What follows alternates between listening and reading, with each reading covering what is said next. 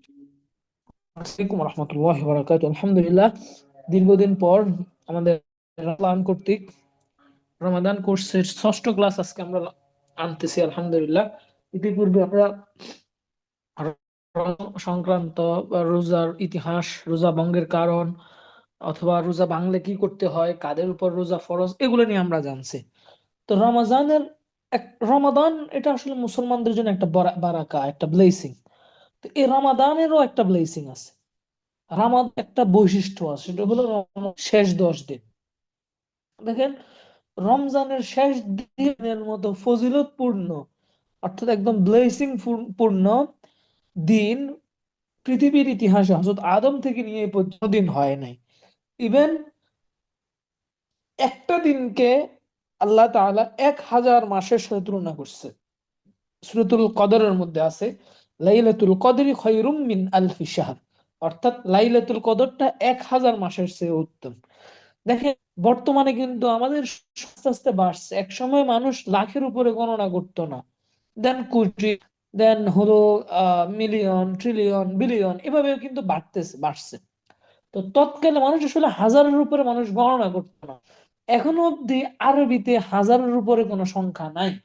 তো অনেকে বলে কি, লাইলাতুল কদর কি মনে হয় রমজানের শেষ 10 দিনের এই বেজোড় রাত্রিগুলাকে মনে হয় 84 উৎসব তথা 1000 মাসের সাথে আল্লাহ তাআলা তুলনা করছে। নিতান্তই ভুল একটা কথা। বরং আল্লাহ তাআলা বলছে যে কিয়ামত, সৃষ্টির সূর্যগ্ন থেকে কিয়ামত পর্যন্ত যে কোন থেকে অথবা সকল দিন রাতকে একসাথ করলে যত মর্যাদাপূর্ণ হবে না কেন, এর সে লাইলাতুল একটা দিন কিংবা একটা রাত আরো ব্লেসিং পূর্ণ। সো এই লাইলাতুল কদরটাকে পেতে হলে আমাদের কয়েকটা মাধ্যমে, কয়েকভাবে আমাদেরকে ইবাদত করতে হবে। মানে মোদ্দা কথা হলো আমাদেরকে আমলটা লুফে নিতে হবে লাইলাতুল কদর, যাতে করে আমাদের থেকে না যায়। দেখেন, লাইলাতুল উঠে যাওয়া মানে আমার জীবন থেকে, আল্লাহর থেকে অবশ্যই আল্লাহ যে কোনো সময় মাফ করে দেয় বান্দার জন্য, প্রত্যেকটা রাতই তওবার রাত, কিন্তু লাইলাতুল কদরটা হলো অতিরিক্ত বোনাসের রাত। কোন ব্যক্তি যদি বোনাসকে লুফে না নিতে পারে, তাহলে আগামী লাইলাতুল কদর পর্যন্ত সে এইরকম একটা দিন কিংবা একটা রাত সে পাবে না। সো আগামী বছর আসার আগে তো মানুষের মৃত্যুরও তো কোনো গ্যারান্টি নেই, যে কোনো মুহূর্তে মানুষ মৃত্যুবরণ করতে পারে। দ্যাটস ওয়াই এই লাইলাতুল কদরটাকে যাতে পাই, তাই ইসলাম শরিয়াতে ইভেন আমাদের রাসূলুল্লাহ সাল্লাল্লাহু আলাইহি ওয়াসাল্লাম যে গুরুত্বপূর্ণ কাজ, এটা হলো তিনি ইতিকাফ করতেন। এতেকাপ করলে কি হইতো, এতেকাপ করলে ওই লাইলাতুল কদরটা মিস হইতো না। আমরা তো আল্লাহর রহমতে আমাদের লাইলাতুল কদরটা এখন হয়ে গেছে হলো ঈদের শপিং এর উপরে। অর্থাৎ আমরা কি করি, রমজানের শেষ 10 দিন আমরা শপিং এ ব্যস্ত থাকি, কিন্তু রমজানের শেষ 10 দিনটা এটা হলো আমলের জন্য।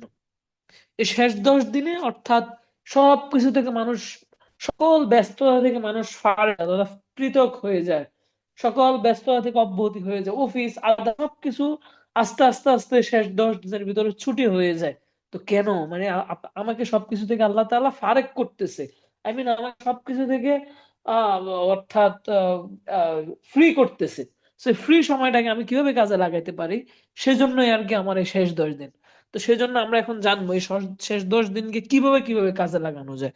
দুই ভাবে কাজে লাগানো যায়। এক নম্বর হলো লাইলাতুল কদরের রাতগুলো প্রতি বেজোড় রাত্রে খোঁজা। আরেকটা হলো সবচেয়ে গুরুত্বপূর্ণ এবং সবচেয়ে উত্তম যে মাধ্যম, সেটা হলো একদম শেষ 10 দিন এতেকাফ করা। এতেকাফ করলে মিস হওয়ার ন্যূনতম সন্দেহ নাই, ন্যূনতম একদম মানে মিস হবে এটার ন্যূনতম আশঙ্কা নাই। আচ্ছা, যাই হোক, এখন আমরা এতেকাফ কি জিনিস সেটা সম্পর্কে আমরা জানবো ইনশাআল্লাহ। প্রথম দেখেন, এতেকাফ আসলে এটা শাব্দিকভাবে আমরা যদি দেখি, অর্থাৎ আবদ্ধ রাখা, অর্থাৎ দরজা বন্ধ রেখে আপনি কোন একটা রুমে যদি থাকেন অথবা আপনাকে কেউ যদি বন্দি করে রাখে, এটাকে এতেকাব বলে। নিজে নিজে করেন, এটাকে এতেকাব বলে। তো শরীয়ত পরিভাষা আসলে এতেকাবটা কি, শরীয়তের পরিভাষা অর্থাৎ আল্লাহ তাআলার নৈকট্য লাভের উদ্দেশ্যে নির্দিষ্ট সময় পর্যন্ত মসজিদে অবস্থান করা, নির্দিষ্ট একটা জায়গা অবস্থান করা এবং ইবাদতে মশগুল থাকা। দেখেন তাহলে, মানে এতেকাব বলা হয় আল্লাহর নৈকট্য লাভের উদ্দেশ্যে একমাত্র ইবাদত করার নিয়তে নির্দিষ্ট সময় পরিমাণ পুরুষদের থাকা, অর্থাৎ সর্বোত্তম সর্বোত্তম জায়গা হলো আফজলুল বিলাদ আল্লাহি মাসাজিদুহা, অর্থাৎ আল্লাহ তাআলার কাছে সর্বোত্তম জায়গা হলো মসজিদ, পুরুষদের জন্য, নারীদের জন্য হলো তার গোপন, অর্থাৎ একটা স্পেসিফিক, প্রত্যেকটা নারীর, আমাদের প্রত্যেকটা আপুর একটা স্পেসিফিক জায়গা থাকে যেখানে তিনি ইবাদত করে শান্তি পায় ঘরের মধ্যে, ওখানে ওই স্পেসিফিক জায়গাটাতে তিনি ইবাদত করে, সেটাই তার জন্য মসজিদ, সেটাই তার জন্য সর্বোত্তম জায়গা। আর আল্লাহর কাছে সর্বনিকৃষ্ট জায়গা হলো বাজার, মার্কেট, এগুলা। আচ্ছা যাই হোক, এখন দেখেন ইতিকাফ সম্পর্কে আমরা জানবো। অর্থাৎ ইতিকাফ এটা কি শুধুমাত্র আমাদের রাসূলুল্লাহ সাল্লাল্লাহু আলাইহি সাল্লাম করছেন, নাকি ইতিকাফের অস্তিত্ব, যেহেতু আমরা প্রত্যেকটা আমলের আগে আমরা ইতিহাস নিয়ে কথা বলি, না, এখনো আমরা একটু ইতিহাস নিয়ে কথা বলবো ইনশাআল্লাহ। অর্থাৎ ইতিকাফের ইতিহাস কি? দেখেন, আমরা যদি ইতিকাফের ইতিহাস দেখি তাহলে ইতিকাফ শুধুমাত্র যে আমাদের আমাদের উম্মতের জন্য নির্দিষ্ট বিষয়টা এমন না। তবে হ্যাঁ, আমাদের মানে ইতিকাফটা রিলেভেন্ট হয়েছে আমাদের উম্মতে, সরি সরি, ইতিকাফটা রিলেভেন্ট হয়েছে রাসূল সাল্লাল্লাহু আলাইহি ওয়াসাল্লাম, অর্থাৎ ইসলাম ধর্মে ইতিকাফটা অত্যাধিক বেশি রিলেভেন্ট হয়ে গেছে, বিকজ ইতিকাফ এমন 10 দিনে করতে বলছে, যে 10 দিনের মতো সেরা উত্তম দিন অর্থাৎ পৃথিবীর ইতিহাসে আর নেই, সেটা হলো লাইলাতুল, যেহেতু লাইলাতুল কদর এই ইতিকাফের 10 দিনের 5 দিনের মধ্যে আছে, এই জন্য এই ইতিকাফটা হলো সর্বোচ্চ। আচ্ছা যাই হোক, তারপরেও দেখেন, আমরা যদি কোরআনে দেখি তাহলে আল্লাহ তাআলা কোরআনের মধ্যে হযরত ইব্রাহিম আলাইহিস সালামের একটা কমিটমেন্টের কথা উল্লেখ করছে। আহ যখন আলাইহিসসালাম অর্থাৎ কাবা নির্মাণ করছে, আল্লাহ তাকে বলছে যে আমি ইব্রাহিম এবং ইসমাইল করছি, ওয়াহিদনা ইলা ইব্রাহিম ওয়া ইসমাইল আন তাহিরা বাইতি লিত-তাইফিন ওয়াল আকিফিন ওয়ার রুকআই সুজুদ। অর্থাৎ যদি ইব্রাহিম এবং ইসমাইল দুজন একটা কমিটমেন্ট করছে, সেটা হলো যে হে আল্লাহ, অর্থাৎ আমরা এই যে, না সরি, আল্লাহ তাদেরকে আদেশ দিচ্ছে, তাদেরকে আদেশ দিচ্ছে যে হে ইব্রাহিম এবং ইসমাইল আলাইহিসসালাম, তোমরা এই কাবাগরকে, কাবাগর হযরত ইব্রাহিমের আগে নূহের বোন, কাবাগরটা একটু ভূমিতে পড়ে গেছে, মানে এখানে আর আবাদ ছিল না, যেহেতু মানুষ ছিল না, এই জন্য এটা আবাদ, দ্যাটস ওয়াই এটা একটু বিরান হয়ে গেছিল। তো এটাকে আবার সংস্কারের জন্য আল্লাহ তাআলা হযরত ইব্রাহিম এবং ইসমাইল আলাইহিস সালামকে আদেশ দিয়েছেন যে হে ইব্রাহিম, তোমরা আমার গড়টাকে আহ অর্থাৎ যারা ইবাদতকারী বান্দা তাদের জন্য পবিত্র করো, এবং যারা তাওয়াফ করবে তাদের জন্য এটাকে উপযুক্ত করো, এবং যারা ইতিকাফ করবে তাদের জন্য বসবাসের জন্য এটাকে উপযুক্ত করো, এবং যারা নামাজ এবং সেজদা করবে, আমি নামাজ পড়বে, তাদের জন্য কাবাটা প্রস্তুত করো।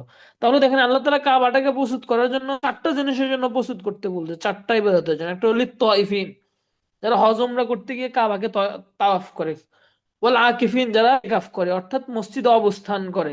দেখেন, ওই যে তাবলিগ জামাত আপনারা চিনেন অবশ্য, তাবলিগ জামাতটা আমরা অনেকে খারাপ বলি, অবশ্যই এটা আমাদের পার্সোনাল ওপিনিয়ন, বাদ বাকি তাবলিগ জামাত যে মসজিদে থাকে এটাও কিন্তু ইতিকাফ, তারা আল্লাহ তাআলা সন্তুষ্টির জন্য থাকে।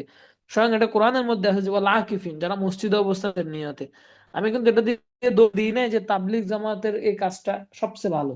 আমি বললাম যে তারা যে কাজটা করে যদি সেটা ইবাদতের নিয়তে হয় তাহলে সেটা অবশ্যই ইতিকাফ, এবং তাদেরকে অ্যাপ্রিসিয়েট করা আমাদের জন্য অত্যাবশ্যক। ও রুকআ সুজুদ, নামাজ পড়ে তাদের জন্য এই মসজিদটাকে তুমি অর্থাৎ আবাদ করো। তো তাহলে দেখেন, আল্লাহ তাআলা অর্থাৎ মোটা দাগে 3টা আমলের কথাই বলছেন, নামাজ, হজ এবং ইতিকাফ। তার মানে হলো ইতিকাফ আগের যুগেও ছিল, শুধুমাত্র হযরত ইব্রাহিম কিংবা হযরত মুসা কিংবা হযরত ঈসা তাদের যুগে ছিল না। দেখেন, ইতিকাফটা রাসূলুল্লাহ সাল্লামের কিছুকাল পূর্বেও ছিল। যেমন আমরা জানি হযরত ওমর ইবনে খাত্তাব রাদিয়াল্লাহু তাআলা আনহুকে আমরা সবাই চিনি। জাহিলি যুগে তিনি মক্কার কোরাইশদের তো অনেকগুলো গোত্র ছিল, এক গোত্রের মনে হয় আদি গোত্রের উনিও নেতা ছিলেন, অনেক রেসপেক্টেবল একজন মানুষ ছিলেন।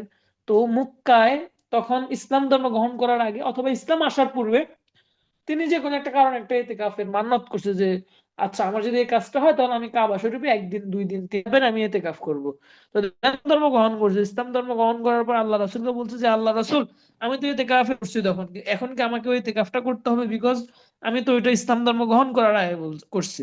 তখন রাসূল সাল্লাল্লাহু আলাইহি ওয়াসাল্লাম বলছে হ্যাঁ, তোমাকে অবশ্যই ইতিকাফটা করতে হবে, কারণ এটা শুধুমাত্র অর্থাৎ আমাদের ইসলাম ধর্মে ওয়াজিব হয় না, সরি ইসলাম ধর্মে মানে এটা কিনা বলে পালিত একটি ইবাদত হিসেবে শুধু ইসলাম ধর্মে হয় না, বরং আগের ধর্মেও ছিল এটা।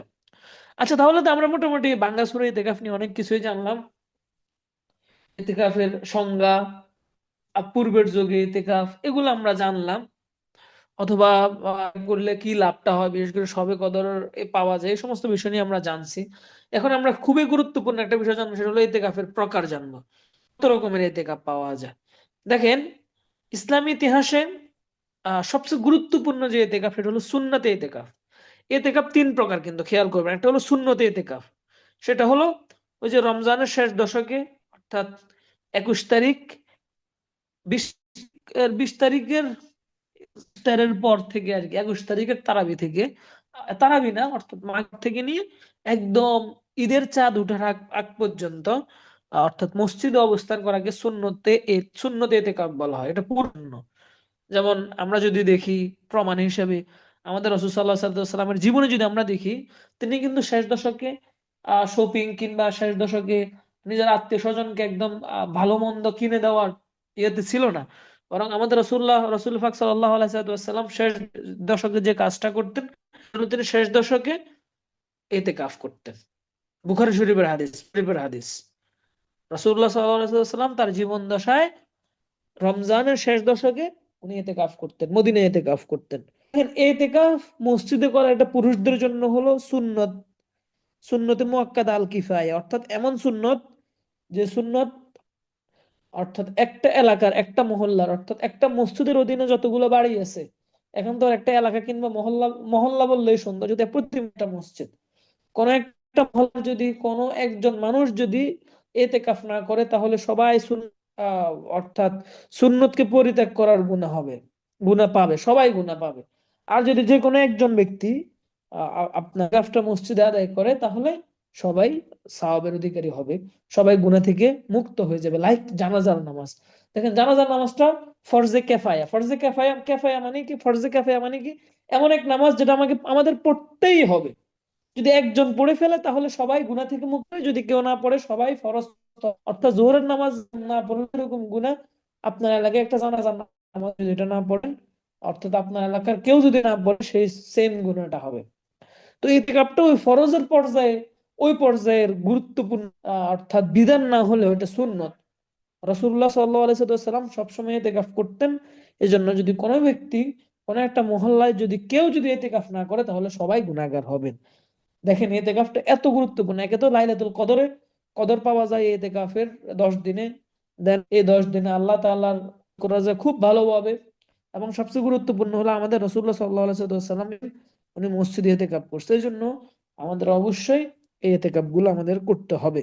এরপরে আসেন, এটা তো আমাদের জন্য, নারীরা কি তাহলে এই গুরুত্বপূর্ণ আমল থেকে কি মিস হবে, বা নারীদের কি এখানে আর কোনো সুযোগ নাই লাইলাতুল কদরটা ভালোভাবে পাওয়ার? অবশ্য সুযোগ আছে। দেখেন, নারীরা তো আর পুরুষদের মতো অত ব্যস্ততার মাঝে থাকে না, কামে কাজে থাকে না, বিভিন্ন আড্ডা থাকে না, বিভিন্ন জায়গায় ঘুরে করে না।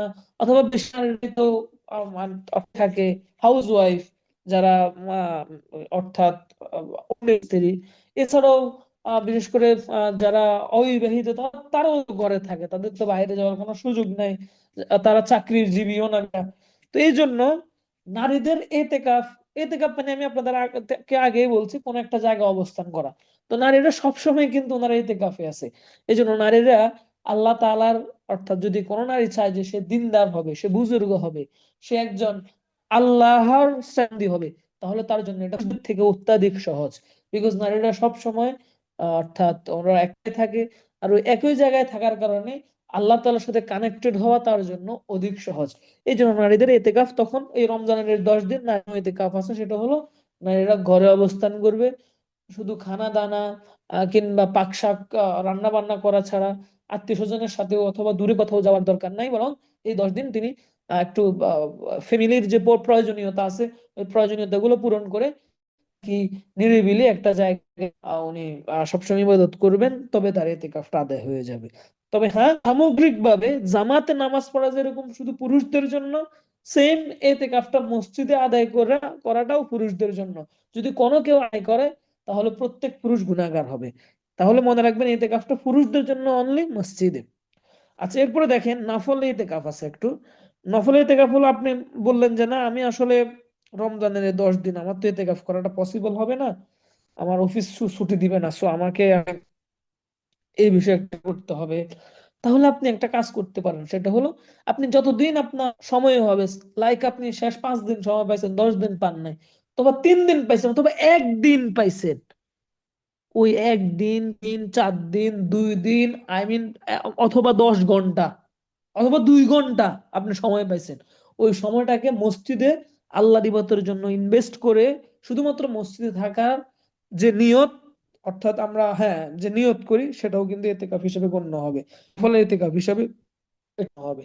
একটু আগে আপনাদেরকে বলছে যে তাবলিগ জামাতে মানুষ যায়, এই যে যারা দিকে যায়, এদের যদি উদ্দেশ্য ভালো থাকে, অবশ্যই এদের উদ্দেশ্য ভালো, এদের উদ্দেশ্য হলো ইসলামের দাওয়াত দেওয়া।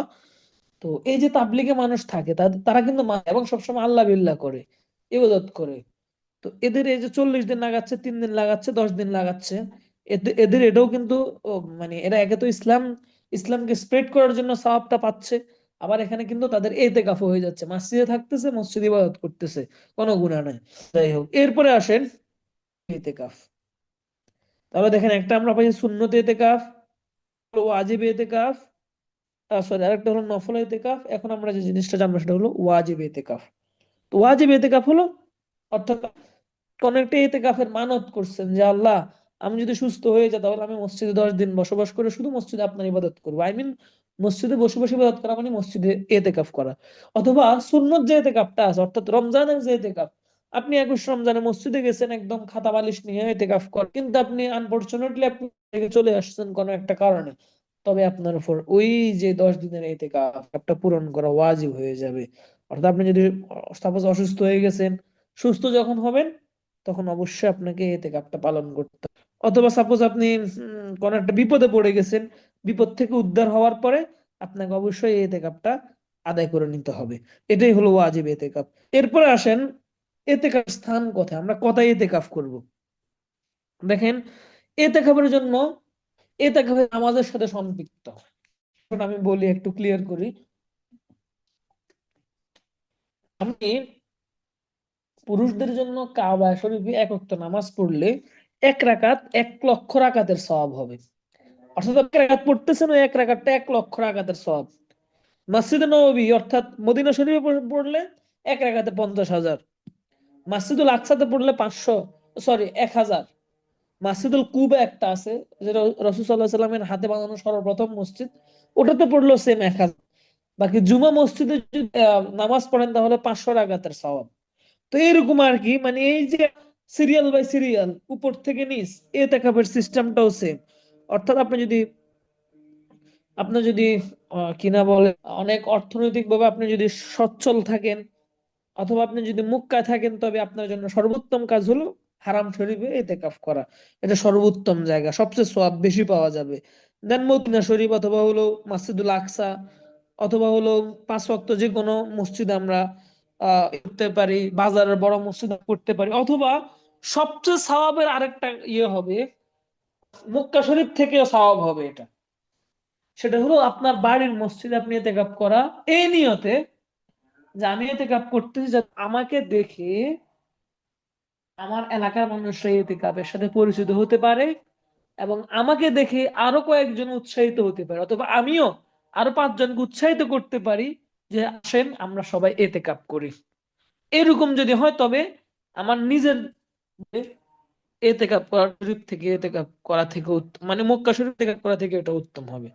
নারীদের ক্ষেত্রে তো আমি বলেছিলাম, নারীদের ইতিকাফের স্থান হলো, অর্থাৎ তার নিজস্ব ঘরের নির্দিষ্ট জায়গা যেখানে তিনি ইবাদত করেন। এই অর্থাৎ কি না বলে, একটা হাদিসও আসছে আবু দাউদ শরীফে, যে রাসূল সাল্লাম বলছে নারীদের জন্য ইতিকাফের সর্বোত্তম জায়গা হলো মসজিদ, যেহেতু সরি তাদের ঘর, কারণ নারীদের জন্য সর্বোত্তম মসজিদ হলো তার ঘর।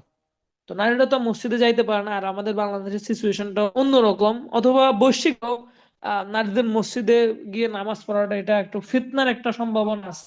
যতই নারীরা চাক, কিন্তু আসলে বাস্তবিকতা একটু ভিন্ন। সো বাস্তবিকতার দিকে লক্ষ্য রেখে নারীদের জন্য নামাজ পড়া কিংবা ইতিকাফ করার সর্বোত্তম জায়গা হলো তার বাসা।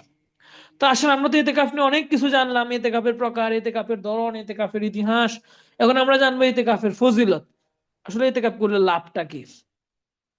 দেখেন, ইতিকাফের গুরুত্ব, নবীর ইতিকাফের গুরুত্ব দেখি। দেখেন, আমাদের নবী করিম সাল্লাল্লাহু আলাইহি ওয়াসাল্লাম আমি তো আপনাদেরকে বলেছিলাম মাদানী জীবনে, মক্কি জীবনে যেহেতু ওনাকে মক্কাতে ঢুকতে দিত না, ওনাকে কষ্ট দিত, উনি নামাজ পড়তে গেলে ওনার মাথায় নাড়ি বুড়ি রেখে দিত, নামা পারতো না, সেজদা দিলে মাথা উঠাইতে পারতো না। কিন্তু আল্লাহ রাসূল সাল্লাল্লাহু আলাইহি ওয়াসাল্লাম যখন মদিনায় গেছেন, দেখেন মদিনায় উনি একটা ইসলামী রাষ্ট্র কায়েম করছে। এন্ড বেশিরভাগ যুদ্ধ উনি রমজান মাসে করছেন, বদর, উহুদ কিংবা অথবা শাওয়ালে, মানে আশপাশ সময়ে যুদ্ধ করতে হতো।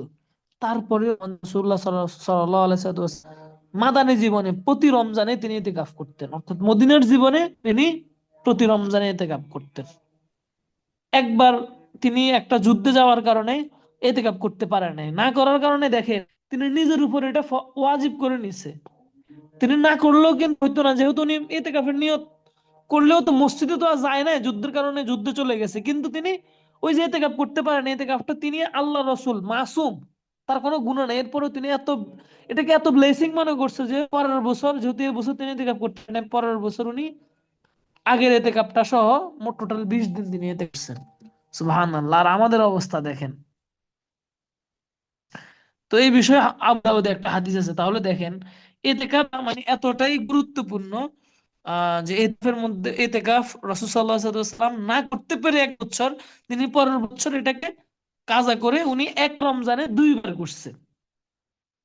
তো দেখেন, আর ইতিকাফ করলে, আমি তো আগে বলছি, ইতিকাফ করলে আমাদের যে সবচেয়ে গুরুত্বপূর্ণ যে লাভ সেটা হলো ইতিকাফের মাধ্যমে আমরা লাইলাতুল কদর পেয়ে যাব। কারণ রাসূল সাল্লাল্লাহু আলাইহি ওয়াসাল্লাম বলছে তাহাররাউ লাইলাতুল কদরি ফিল আশর আওয়াখির মিন রমাদান, অর্থাৎ লাইলাতুল কদর আমরা তো সবাই জানি কি শবে বরাত, কি শবে অথবা শবে মেরাজ, শবে কদর যেটা আমরা জানি, লাইলাতুল কদর আর কি, এই শবে কদর হলো সবচেয়ে গুরুত্বপূর্ণ। তো এই জন্য আল্লাহ রাসূল সাল্লাল্লাহু আলাইহি ওয়াসাল্লাম বলছে তোমরা শবে কদর খুঁজো। দেখেন আমরা তো শবে কদর মনে করি হলো অর্থাৎ মনে হয় 27 তারিখের রাতটায় শবে কদর, না, শবে কদর হলো রমজানের শেষ 10 দিনের বেজোড় রাত। এই জন্য আল্লাহ বলছে যে তাহার লাইলাতুল কদর, তোমরা লাইলাতুল কদর অর্থাৎ সবে কদর, আর এই সবে কদর খুঁজার বা সবে কদরকে পাওয়ার সর্বোত্তম মাধ্যম হলো ইতিকাফ করা। তাই আমরা যারা এখনো ইতিকাফ করার নিয়ত নেই, আমরা যত কষ্টই হোক আমরা ইতিকাফ করার নিয়ত করব। আর ইতিকাফ করলে অবশ্যই আমাদের আহ ইবাদতে আমাদের একাগ্রতা বাড়বে, দুনিয়াবি ব্যস্ততা আমাদের কমবে। আর সবচেয়ে বড় ব্লেসিং যেটা, সেটা হলো আমরা রমজানটাকে কাজে লাগাতে পারবো, লাইলাতুল আমরা পাবো। আর মসজিদে থাকলে আমাদের গুনাহও হবে না। এরপরে সবচেয়ে আহ, আহ, গুরুত্বপূর্ণ বিষয় সেটা হলো আমাদের তাকওয়া অর্জন হবে, আল্লাহর সাথে আমরা কানেক্ট হতে পারবো, আল্লাহর সাথে আমাদের যোগাযোগ হবে। দেখেন আমরা প্রিয় মানুষের সবসময় মোবাইলে কথা না বলা ছাড়া থাকতে পারে না, কিন্তু আমাদের এমন কেউ নাই যে আল্লাহ তাআলার সাথে কথা বলে, আল্লাহ তাআলার সাথে কানেক্ট হতে চায়। তো আপনি যত বেশি মসজিদে থাকবেন তত আল্লাহর সাথে কানেক্ট হতে পারবেন। তৃতীয় নম্বর আর সবচেয়ে গুরুত্বপূর্ণ আরেকটা বিষয় সেটা হলো নবীজির সুন্নত পালন করতে পারবো আমরা, আমাদের প্রতিটা কাজ সুন্নাহ অনুসারে হবে। তো তাই আসুন প্রিয় ভাইরা, আমি এতেকাব করার চেষ্টা করি, অথবা নিজে এতেকাব যদি না করতে পারি তাহলে আমি আমার পক্ষ হয়ে অন্য আরেকজন মানুষকে এতেকাবের সুযোগ করে দিই, অর্থের মাধ্যমে হোক অথবা বলে তাকে উদ্বুদ্ধ করার মাধ্যমে হোক, যে কোনো মাধ্যমে হোক আমরা এতেকাবের সাথে সম্পৃক্ত থাকবো ইনশাআল্লাহ। আর এতেকাব করে আমরা আমাদের এই রমজানের বাকি দিনগুলো, বিশেষ করে শেষ 10 দিনের 5টা রাত আমরা ভালোভাবে ইবাদত করে আমরা লাইলাতুল কদরকে অন্বেষণ করবো ইনশাআল্লাহ। তো ইনশাআল্লাহ আমাদের এই রমজান কোর্সের ষষ্ঠ ক্লাসটা এখানে শেষ হলো ইনশাআল্লাহ। আমাদের সপ্তম ক্লাস ইনশাআল্লাহ আমরা 1-2 দিন পরে সেটা দিব, সেটা হলো লাইলাতুল কদর সম্পর্কে। ইনশাআল্লাহ আমরা লাইলাতুল কদর তথা 20 রমজানের আগে আমরা কদর নিয়ে সম্পূর্ণ আলোচনা আপনাদের সামনে পেশ করবো ইনশাআল্লাহ। তো তাহলে আজকের ক্লাসটা আমাদের এতটুকু পর্যন্ত থাকলো। সবাই ভালো থাকবেন, সুস্থ থাকবেন। আসসালামু আলাইকুম ওয়া রাহমাতুল্লাহ।